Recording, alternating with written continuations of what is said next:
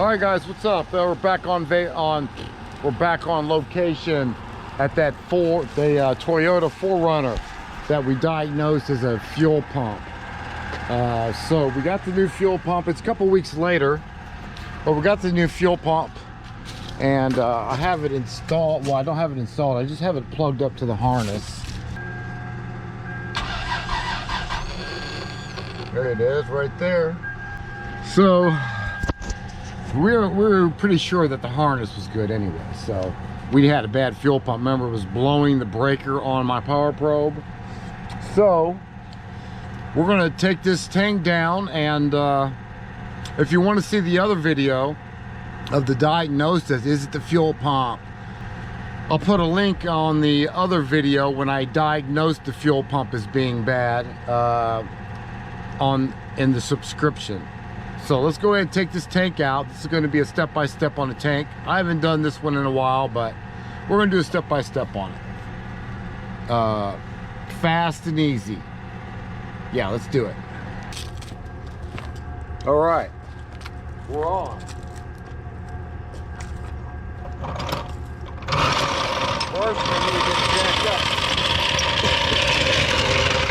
up. All right. All right, first thing you need to do is you need to get this vehicle up in the air. Get as much room as possible. I'm using a 6-ton jack, just because they're taller than those little shorties, those little 2-tons. So I'm gonna get mine right there. I don't want to put it on the frame right here because it's a little bit too close to my shield, and I have to remove that. So yeah, you don't want to put the jack on anything like that, because once you let the vehicle down, yeah, that's going to bend. It's going to bend. Okay, so just keep it on the steel framing, and I'll get the other jack stand on that side, and now we have plenty of room to work. Secure your vehicle. Next thing is get down here and see what kind of bolts you got to take off. Do the inspection first. I mean, look like we got a bolt right there we got to take off. That's that shield for the tank. All right, let's go around the tank and see what else we got. Looks like we got 3 bolts right there on the front of the tank. There's the drive shaft. So let's go back. Looks like there's a pin. There's a pin right there on the top. Let me just point it out to you. Right there with a wire on it, so we'll have to pop that pin out. There's another 12 millimeter bolt right here. Right there. I don't know if you guys see that or not. Right there where the light is. Another 12. And what we got back here, and we got another one right there, and a 14 millimeter. Actually, you're gonna have the tank and you're gonna have the shield bolts. So shield bolts, you're gonna have 12 millimeters, 1, 2, 1, 2 over here in the back of the vehicle, 12 millimeter, 2, 3, no. Well, yeah, 3, 4, 5, 3, 4, 5, and yeah, looks like we got 5 of them. Let's get them out. 12 millimeter first. All right. All right, it's gonna come down now, guys.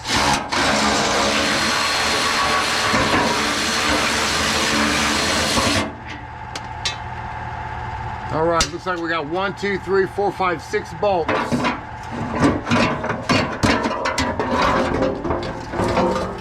Six bolts. Easy peasy, nice and easy. Yes, sir. I know you guys seen other videos where they're pulling out the entire tank. You know, Hayes is not going to do that. I'm not going to do that, okay? all you really have to do is to get this vehicle high enough in the air, and that's why I mentioned in the beginning, you get a vehicle high enough in the air, the tank, once the tank drops down on most vehicles, you'll have enough room in here to just pull the tank out like that. Just leave it right there. I'm doing all my work right here. I'm not dropping that tank all the way. That way when I'm done, pop it in there, put the screws in there, hook up the lines, I just jack up this end of the tank and I'll bolt it back up there. And you know, you can make a 3-hour job into an 1.5-hour job. That's how I'm gonna do it. Let's just see how it works out. It's been a while since I did this 4Runner, so hopefully I'm not talking too soon. So it looks good though. Looks like it's doable.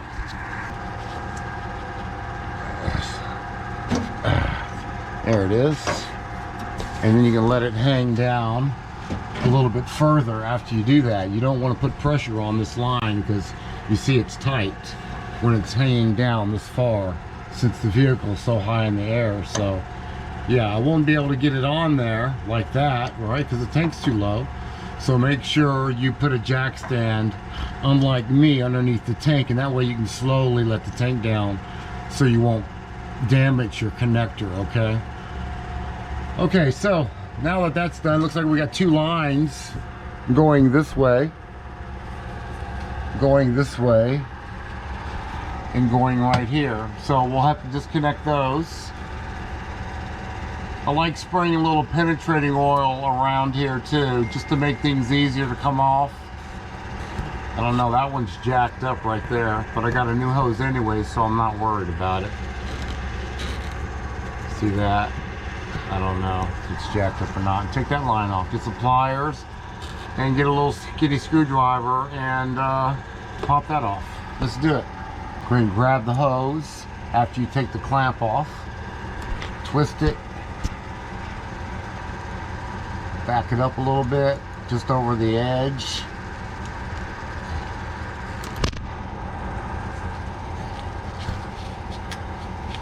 And you can pull it off like that. I try to pick on it a little bit. Can't do that in the camera at the same time though. Alright, just kind of picked it out of there with the screwdriver. Just lay that over there with my bolts. My contingency plan. And that should pop off. Alright, so now,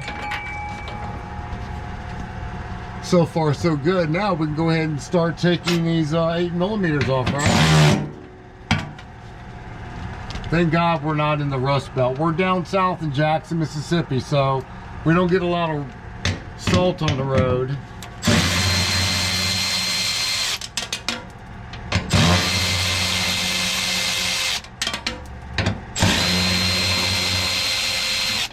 Yeah, don't you go far.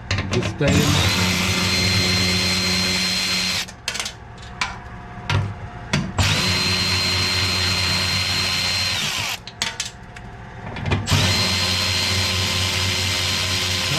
Come to daddy. All right, pulling out the pressure sensor. Fuel tank pressure sensor is what that is. You see there's a clip. You just pop the clip out. It snaps in there. So do the same thing to this side. Just pop it out. And then you'll be able to pop. Then you'll be able to pop this thing out of there. Like that. And reinstall it in your new one. Right like this. Well, maybe not quite that damn easy, but I thought it was going to be. Hold up. Pop in the new sensor. And it has a lip on it. So what that does, it locks into that, like that. That's what it does. Okay. So that way the lip won't let it come out. That. Like that. Now we can reinstall. So yeah, this is how you get it done quickly. So we're gonna have this thing running in 15 minutes. 20 minutes, okay, 20 minutes. Let's not get cocky. 20 minutes. Let's get it. So you want to put the filter and the float in first. All right, filter and the float in first. Drop it in there. You'll notice that you have a few of these on this pump. They just go in the holes. So match up the gasket.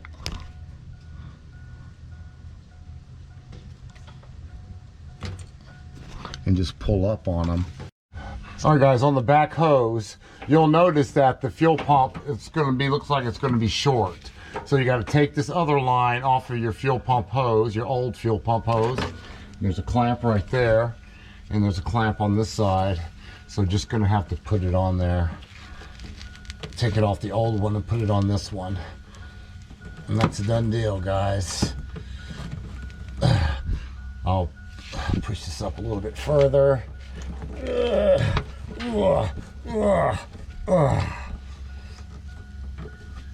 Okay, put the clamp on there correctly.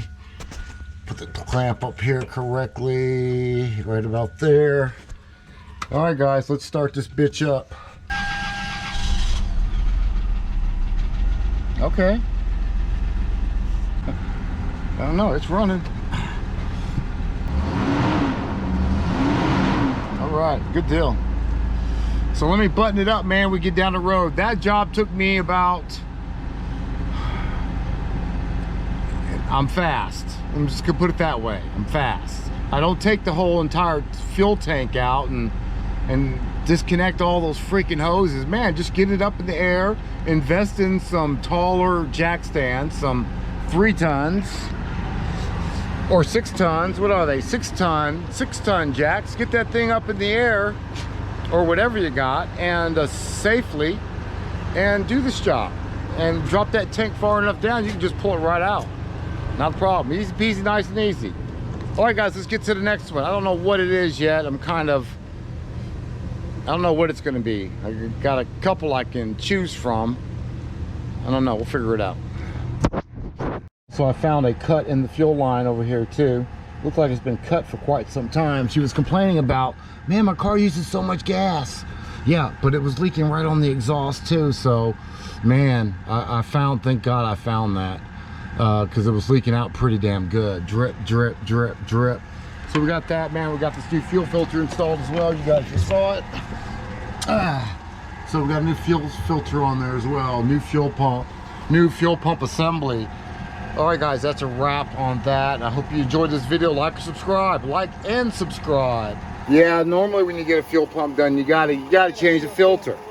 You know, let's just blow through it real quick. Yep, exactly.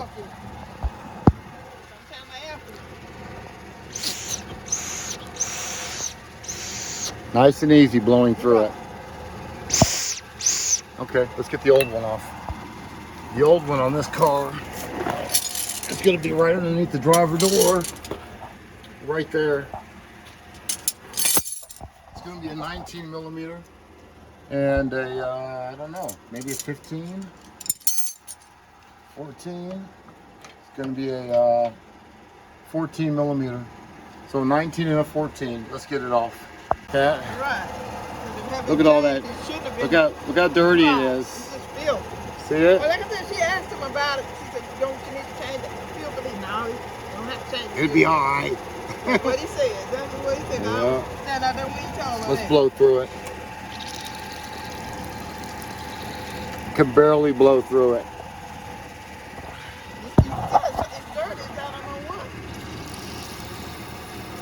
Yeah, barely blow through it. That is actually what kills fuel pumps right there, because that fuel pump is pushing and pushing, trying to. Yeah, and it says, man, forget that, man. I'm done. I don't want to push no more.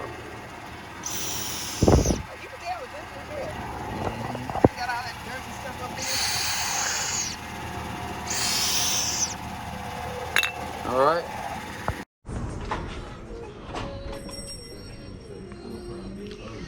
He just taking it random. You can't find something. Yeah. Huh? Come get it. It's over here. Uh. He just take you around. All right. I already built that too. No, it ain't already billed out to me because I was paying cash. How's that possible? You didn't tell me you were paying cash. Yeah, I did. I said I'm coming in to pay for it. No, you didn't. You said I'm coming to get it. Have That's me fine. ready. Where's my battery at? I just been sitting down there too. I mean, if you want to pay cash, I can run credit back and then you pay cash. Hey, man. What's up? Huh? Why y'all starting all that drama today? I ain't no. Why y'all starting all that drama? No, what you say? I said we're good. Oh, okay then. Cause you called me. You said have me ready. Yeah, okay. Yeah, that's right. That's right. Hey, if you ever came in here about 10 minutes ago, well, the lamb was down there. I believe that. Oh shit, Bobby, I got to go. I got to do this. I got to do this. You're right about that. All right, I appreciate you getting me ready. And then it got your what I'm call on the back of there. What you got? Oh, the quote ticket. The battery and the alternator. Good deal, man. Thanks, Bobby. You the man. And then pat the lady. See what happened. Hey, Mike, can you help me out with this battery, man? I hurt my wrist. Oh, you'll beat your meat. Oh man, I heard both of them. I almost killed myself on that curb. What you say? What you say? Take that much work. You guys, you know you're on video, right? I'm just saying. All right, guys. See you later. All right, you see how they do me in there? You see how they do me in there? See how I'm treated? Actually, it's like my family in there. Because you know when I broke down in Jackson, them 12 years ago, that these are the only people that I've been around, so they're like my family. So, anyways, they're good people. O'Reilly's Auto Parts. All right, now that we had a little fun in the parts store, let's go have some more fun and make some money. Let's go have some fun. Let's go make some money. Well, this call is going to be, I don't know what it's going to be. Battery, alternator, I don't know. Let's see what's going on here. He said he left the key for me. A lot of customers these days, they just leave me a key and I call them, they just pay over the phone. It starts up. I thought he said it didn't start. It's got a misfire though. Check engine light is on. Oh, the battery light is on. That's what he was talking about. Okay, so let's check the alternator. It's not going to be a battery. Started up too good, so let's check the alternator. The battery on this one is over here. Well, that's a little bitty battery in there. That's a little baby battery.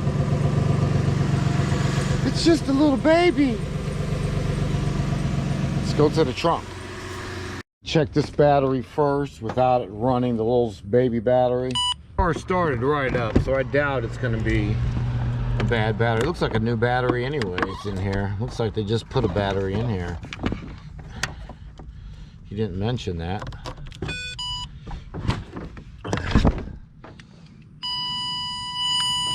12.23 volts, it's a new battery. So let's get the scan tool on it. It's more than likely going to be that little small battery up there causing this, but let's pull codes. Apparently on that battery it says your power is too low. So I have 9.7 volts in the battery, but it's completely dead.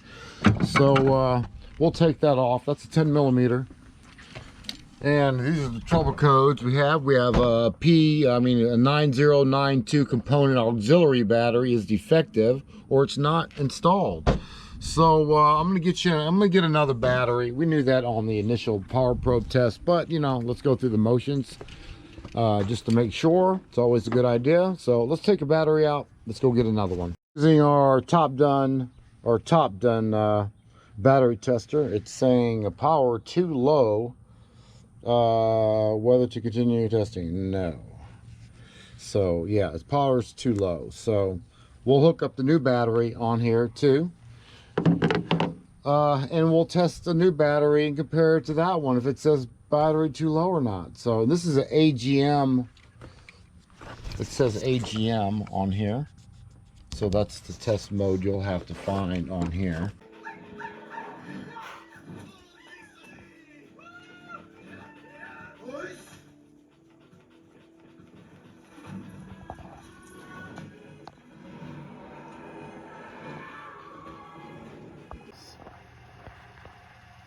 So with the battery disconnected and in the back of my truck over there, the little battery, it says these are the codes that come up after clearing the codes. It'll say consumer shut off stage 1 and the component, you know, defective or not installed. So it's not installed. So that's one of these codes. It's a 9051 and a 9092 are the code. So that would be normal. Just something I like to do, you know, before and after testing. That way you can continually learn stuff. You don't know everything. I don't know everything for sure. All right, let's go get a battery. All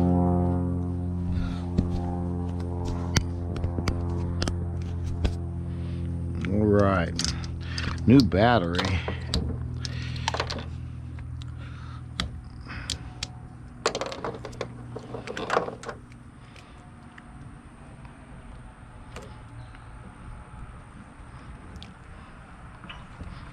Let's see what it says.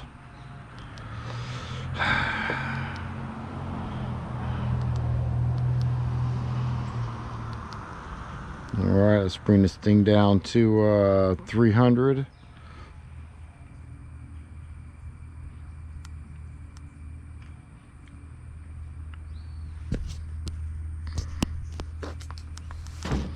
Let's see what it says. Battery's too low. No, it's testing it. All right, good. So we know that the other battery was completely toasted. Good battery. All right, so let's pop this in there. And we feel comfortable. Now that we did the test, we feel comfortable that the customer needed a battery. All right, it's just one of those things. Let's do it. The real test is, will the battery light go out? The moment of truth. All right, we're gonna find out. How about that?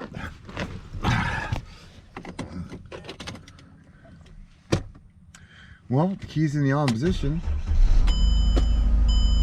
Battery light is off for right now, so I guess that's a fix. I really don't like the way it runs. It feels like it's got a misfire too, but you know, that's another day. We fixed the issue that he had. Mobile call, let's get to the next one. It is an auxiliary battery. And what the auxiliary battery is, it powers up, it helps, it's an auxiliary battery. It helps power up the, you know, the inside, the radio, blah, blah, blah. It's also part of the, on some cars, if not all cars, I don't know, let me know if you know. It's part of the stop-start system. When you get to a stop sign and the car shuts down and it starts back up when you let off the brake, that system too. They usually last around the same as a normal battery, you know, 2 to 5 years, let's say. And when that battery gets low, when that battery is no longer capable of holding a charge, because when the car is running, it charges up the battery as well. So when it's no longer able to take a charge and hold a charge, you'll have that light pop up on the dash battery. Let's get to the next one.